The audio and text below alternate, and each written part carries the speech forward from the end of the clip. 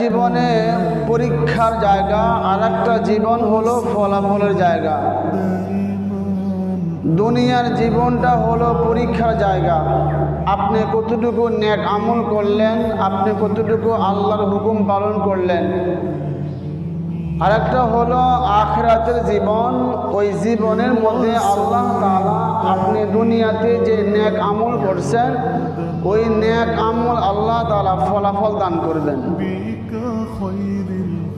যদি একবার সুবহানাল্লাহ বলে থাকেন আর কিছুই পড়েন নাই, আর কোনো আমল করেন নাই, তো হাসরের ময়দানে, কিয়ামতের ময়দানে আল্লাহ তাআলা আপনার ওই সুবহানাল্লাহ আমলটা আল্লাহ দেখায় দিবেন।